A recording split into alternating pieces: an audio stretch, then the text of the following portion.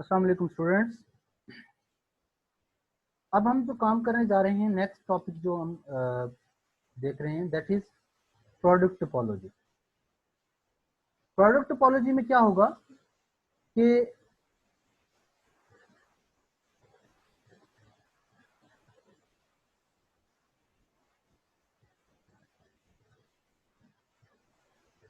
let x tau 1 and y tau 2 be two topological spaces, x tau be a Cartesian product of x and y।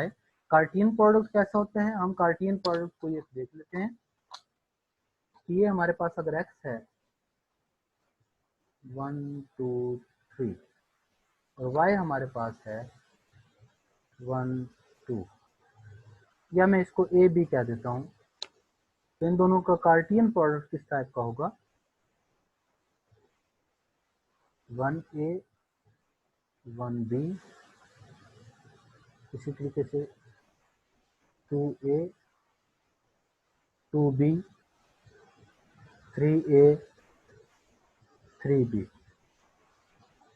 Okay जी, तो इस कार्टियन product में define a subset u cross v of x cross y to be open in x cross y if u belongs to tau 1 and v belongs to tau 2, then the class of all subsets of u cross v of x cross y is the base for the topology ta on x cross y, called the product topology on x cross y।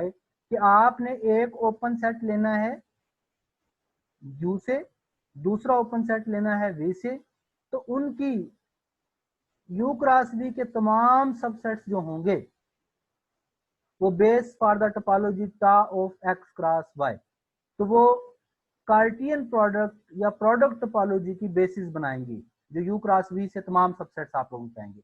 इसको आप लोग product topology कहते हैं। ये कैसे बनेगी ये हम यहाँ से भी देख लेते हैं। एग्जाम्पल राइट की हुई है, यहाँ पर मैं इसको एग्जाम्पल लिख लेता हूँ इसकी। जी, ये है मेरे पास x इज इक्वल टू 1 2 3 और y है मेरे पास ए बी सी और डी। इस पर जो टोपोलॉजीज डिफाइन है फाई एक्स 1 2 3, और इसी तरीके से यहाँ पर जो y पर टोपोलॉजीज डिफाइन है, ये शायद नज़र नहीं आ रहा तो मैं इसको दोबारा start to phi y a b. Okay, तो अब जो प्रोडक्ट टोपोलॉजी बनेगी उसके अंदर हमने कहा हुआ है, ये देखें इसको कि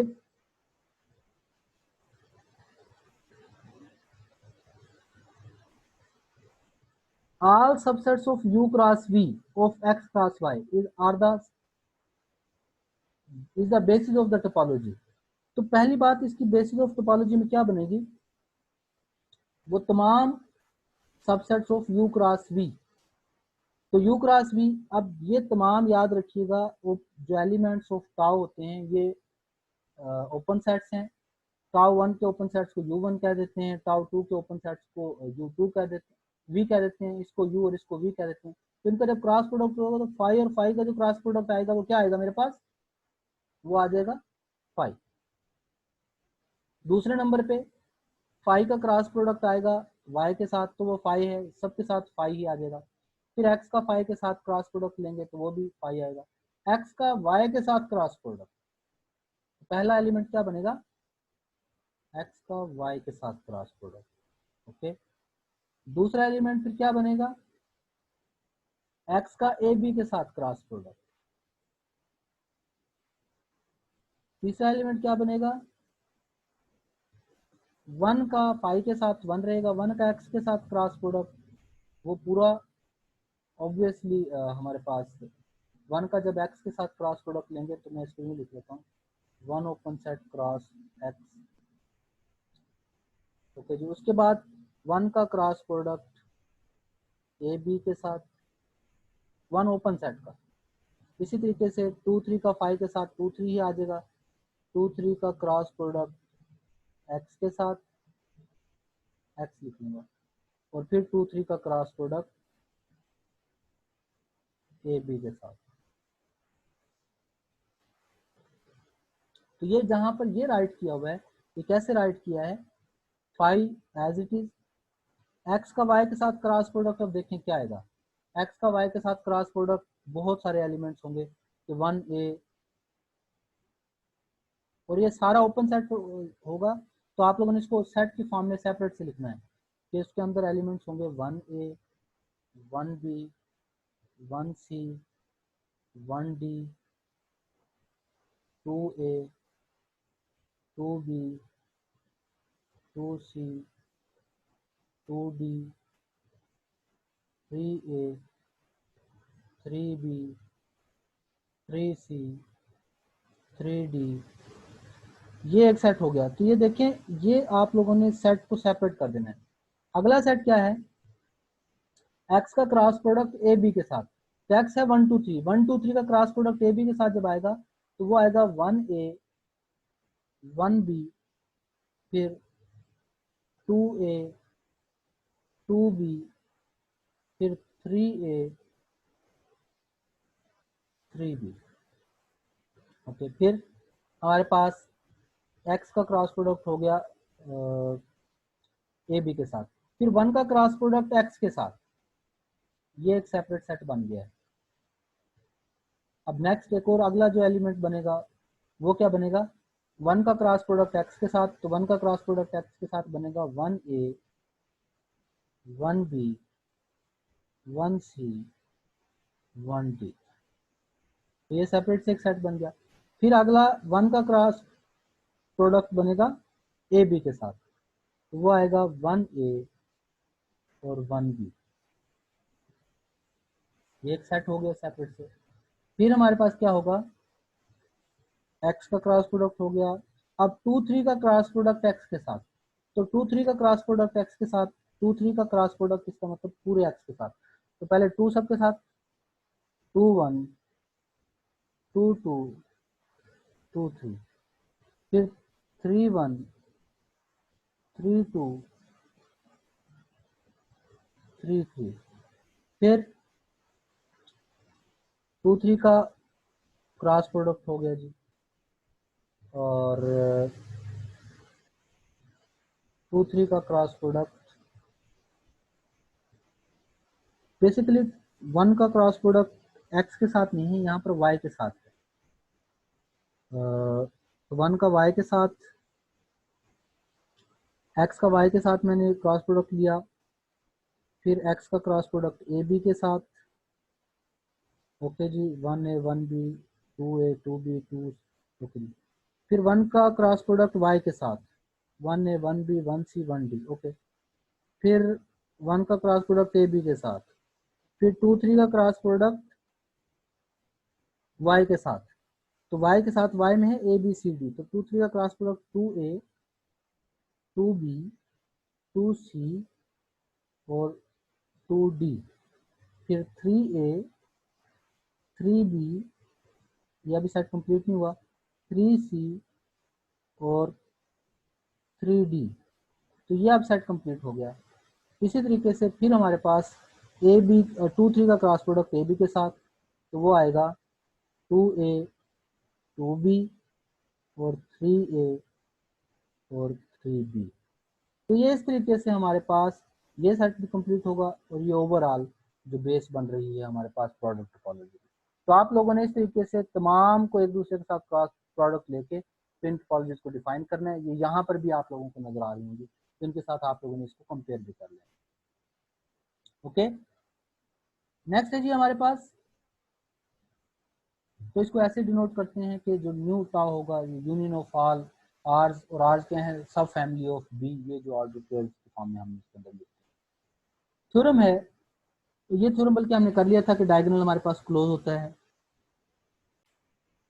जी। नेक्स्ट हमारे पास जो थ्योरम है वो ये है, let x tau 1 and y tau 2 be the two topological spaces, then a function f from x to y is said to be continuous on x if and only if inverse image of each close set is close. तो हमने prove करना है कि x और Y अगर दो topological spaces हैं और function from x to y हो तो यह फंक्शन कॉन्टिन्यूस होगा if and only if inverse image of close set is close. तो इससे पहले हमने कंटिन्यूटी की जब डेफिनेशन की थी तो हमने कहा था function is continuous from x to y if at any point of x, if for every point a, if for every open set v in y containing f of x, there exists an open set u in x such that f of u is subset of v in y। तो यहाँ पर क्या है, inverse image of each close set is close. तो ये भी एक criteria यहाँ पर नेक्स्ट डिफाइन किया है। तो हमने क्या दिया कि suppose f is continuous and a is closed in y। हमने क्या कर लिया है, इफ एंड ओनली इफ है हमारे पास, हमने कंटिन्यूटी क्या कर ली है, सपोज कर ली है, और ये हमारे पास क्लोज सबसेट्स है y के अंदर। तो अगर कोई भी हम इस क्लोज सबसेट की इनवर्स इमेज को एक्चुअली क्लोज प्रूव करना चाह रहे हैं तो y हमने क्लोज सबसेट ले लिया। तो याद रखिएगा कोई भी क्लोज सबसेट होगा तो उसका कॉम्प्लीमेंट क्या होगा, ओपन होगा। तो a अगर हमने क्लोज सबसेट लिया है तो उसका कॉम्प्लीमेंट क्या होगा, ओपन होगा। अच्छा जी, इसका कॉम्प्लीमेंट अगर ओपन है तो हमने कंटिन्यूटी की डेफिनेशन में ये कहा हुआ था कि अगर हमारे पास कोई भी ओपन सेट y हो तो उस ओपन सेट के लिए एक ओपन सेट होगा जिस पे फंक्शन अप्लाई करेंगे। तो f inverse of a prime is open in y, तो उसकी इनवर्स इमेज जो होगी वो हमारे पास क्या होगी, ओपन होगी कंटिन्यूटी की डेफिनेशन के मुताबिक। तो अगर ये ओपन है तो अब इसका कॉम्प्लीमेंट देख लेते हैं कि इसका कॉम्प्लीमेंट ऑब्वियसली क्लोज होगा, लेकिन इसका कॉम्प्लीमेंट होगा क्या, f inverse of a prime, इसका कॉम्प्लीमेंट वो किसके इक्वल होगा, a प्राइम बेसिकली होता है y माइनस a। तो मैं ये कह रहा हूं कि मेरे पास f कंटिन्यूस है फ्रॉम x टू y और a मैंने क्लोज सबसेट ले लिया है y में।